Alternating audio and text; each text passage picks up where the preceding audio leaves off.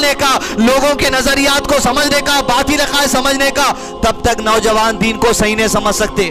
जज्बाती बयाना होते रहते, व्हाट्सएप पे वीडियो आता, फेसबुक पे वीडियो आता, वक्तिया तौर पे आप देख लेते, जज्बात में आ जाते, बस भूल के चले जाते। ऐसा नहीं हो सकता। स्ट्रक्चर्ड तरीके में, एकेडमिक अंदाज में दीन की तालीम का माहौल हर अहले हदीस मस्जिद में होना। अब वो टुकड़े से लेके पुराने शहर के अंबरपेट तक बहुत बड़ा फासला अहले हदीस मस्जिदों के लिए। यहां से मंदिर है तो उधर सलीम नगर में, फिर इधर मस्जिद है तो उधर महबूब या छंचरगुड़े में, बीच में किधर भी नहीं है। इस मस्जिद की बहुत बड़ी जिम्मेदारी है, मस्जिद जिम्मेदारों की बहुत बड़ी जिम्मेदारी है। ये पूरे एरिया के लिए आप बच्चों का ख्याल रखना, तालीम के लिए औरतों का ख्याल रखना, नौजवानों का ख्याल रखना, बड़ों का ख्याल रखना, स्ट्रक्चर्ड तरीके में चलना। समर आ गया, समर कैंप कितने दिन का? 15 दिन का। क्या पढ़ा रहे? 1 घंटा। रसना आ गया, रूह अफ़ज़ा आ गया, टैंग आ गया, पी लिए बच्चे, चली गए। हासिल क्या करे? 2 दुआएं पढ़ लिए, माइक के सामने स्पीच देना सीखे। नहीं, ये बच्चों को बच्चा समझना छोड़िए आप। खाली हदीस के इतने टुकड़े याद दिला दिए, आयत का इतना हिस्सा याद दिला नहीं होता। फिक्र सीखना, मसाइल सिखाना, सवाल जवाब याद दिलाना, फतवे याद दिलाना, ये बच्चे हैं जिन पे आप जितना तालीम और तरबियत पे गौर करेंगे, इनके ऊपर जितना फोकस करेंगे, इनके ऊपर जितना मजबूत मेहनत करेंगे, यही बच्चे जो घरों के अंदर दीन सिखा देते।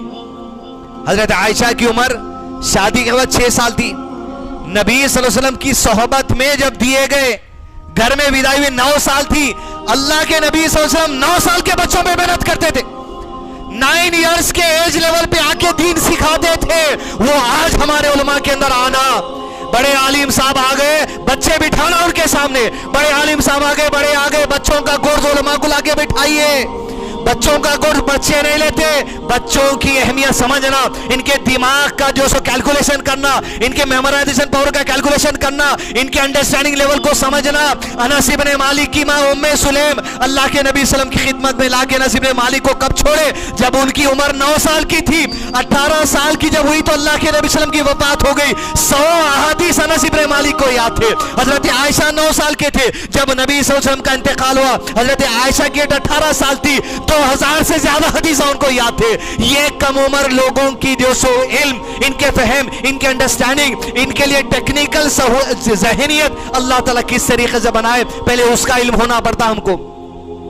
बच्चों की अंडरस्टैंडिंग लेवल क्या रहती, मेमोराइजेशन पावर कैसा रहता, वो लोग चीजों को समझते कैसा, कॉन्सेप्ट समझने की बात कैसी रहती। सहाबा इकराम की जिंदगी उठा के देखिए, ये कम उम्र नौजवानों को उठाते थे।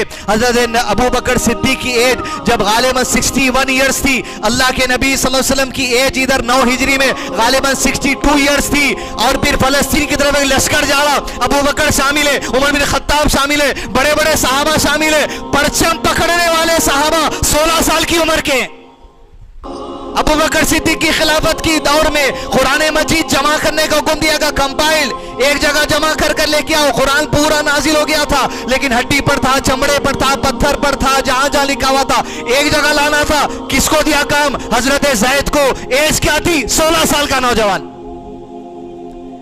हम बच्चों को बच्चे समझ रहे हैं, बच्चे पीछे जाओ, बच्चे पीछे जाओ, बच्चे पीछे जाए। बड़े सामने आके क्या कर ले रहे हैं? फिर कुछ भी नहीं। जैसा बड़े सामने आ रहे हैं, फजाइल बता दो। बड़ी उम्र में आके फजाइल सीख रहे, तरीके कार जब सीख रहे, नमाज का तरीका जब सीख रहे, उम्मत के अंदर इल्म सीखने सिखाने का जो मिजाज होना, दरअसल में सलफियत की जो असल है, जो फाउंडेशन है, जो पिलर्स है, वो आज अहले हदीस में खत्म हो गया। कहीं चल रहा, इक्का दुक्का चल रहा होगा, पोस्टर रहा था, वीडियो रहा था। 15 दिन में एक बार दौरे शरिया इल्मिया, 4 महीने में एक बार दौरे इल्मिया। कब तक भाई? हम अपने आप को बेवकूफ बना ले रहे हैं। याद रखिए आप, कंटिन्यूअस हफ्ते भर में 4 दिन तो कोर्सेस चलना। औरतों के लिए एक टाइम, बच्चों के लिए एक टाइम, मर्दों के लिए एक टाइम। अहले हदीस मस्जिदों की शान यही है। सलफियत क्या है? कुरान और सुन्नत का गहरा इल्म, इस्लाम का पैगाम नौजवानों के लिए। पहले इस्लाम क्या बन, वो तो सीखेंगे। इस्लाम के साथ मजलिस है तो होना, कुरान और हदीस की मजलिस है तो होना, सहाबा की जिंदगी की मजलिस है तो होना। इस्लाम जब समझ आएगा तब जाके पैगाम नौजवान जो जन्नत में जाने वाले हैं, बड़े हैं, बच्चे हैं, औरतें हैं, सबके लिए समझने आ जाएगा। नहीं तो तेरे अमीर माल मस्त, तेरे गरीब हाल मस्त। अमीर अपने माल में मस्त है, गरीब अपने हाल में मस्त है। आप स्कूलों में पढ़ाते, यूनिवर्सिटी में पढ़ाते, हर जगह पढ़ाते, पढ़ाइए, आगे बढ़िए, लेकिन दीन की बुनियाद अगर नहीं है, तो आप देख रहे हैं अपनी आंखों से हालात क्या आज हैं, और भी देख रहे हैं क्या हालात हो गए। ये पहले काम नहीं किया गया बोल के ये हालात हैं, आज फिर काम नहीं करेंगे, फिर 5 साल के बाद जमाना बोलेगा आज क्या हालात हो गए। इसलिए अल्लाह के नबी सल्लल्लाहु अलैहि वसल्लम ने इरशाद फरमाया, ये दीन जब पेश किया गया था दुनिया में अजनबी था। लोग बोलते थे 300 पत्थरों की इबादत छोड़ के एक, बड़ी अजनबी बात थी, बड़ी अजनबी बात थी। जिना छोड़ के औरत से निकाह मेहर देके अजनबी बात थी।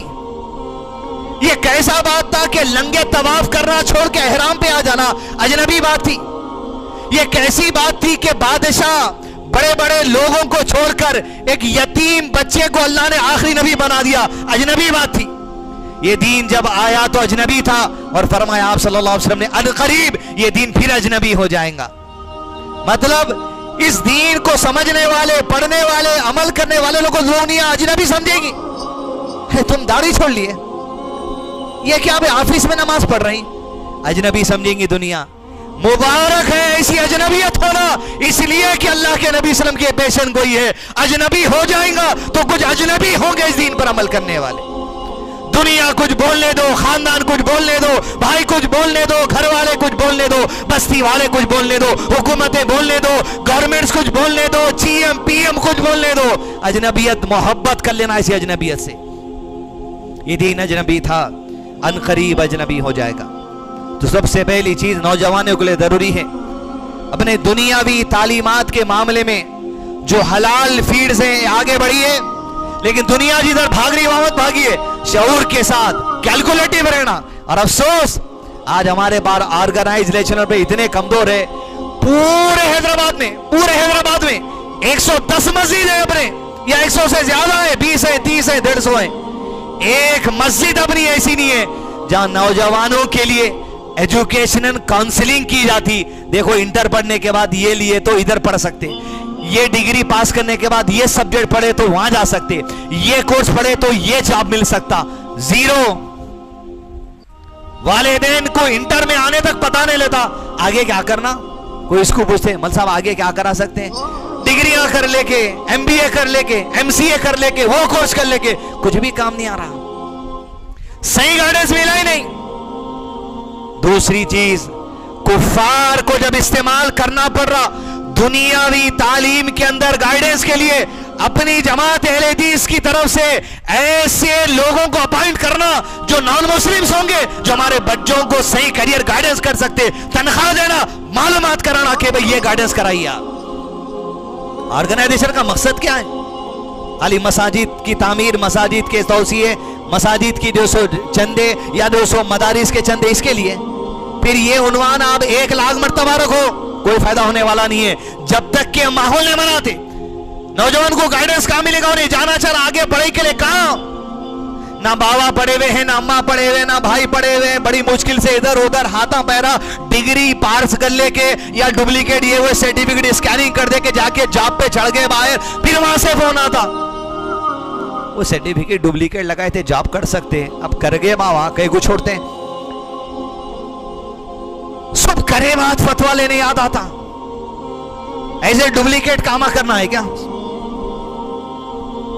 काउंसलिंग सेंटर्स होना, एकेडमिक स्टडीज की तालीमात, दुनियावी मामलात में कैसे आगे बढ़ना, कारोबार स्टार्टअप कैसा कर सकते, छोटे कारोबार कैसा कर सकते। लोगों को 50,000 का बजट है, 1 लाख का बजट है, लोग सोच रहे हैं यहां ले जा रहे हैं, 1 लाख रुपया लगा दे रहे हैं, लाख को 3,000, लाख को 4,000, उसके बाद थोड़ी देर के बाद भाग गया वो पैसे ले लेके खुश।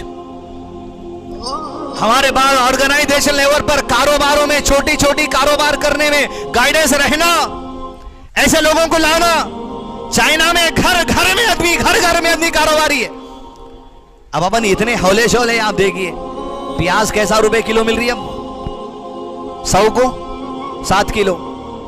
15 साल पहले छोटे बच्चे थे खुद 7 रुपए 6 रुपए किलो प्याज बिकती थी, आज 7 रुपए किलो प्याज है। 100 रुपए दिए तो 7 किलो मिल रही। 26,000 रुपए में प्याज काटने का मशीन आता।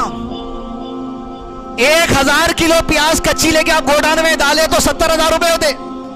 30,000 की मशीन, 1 लाख का बजट।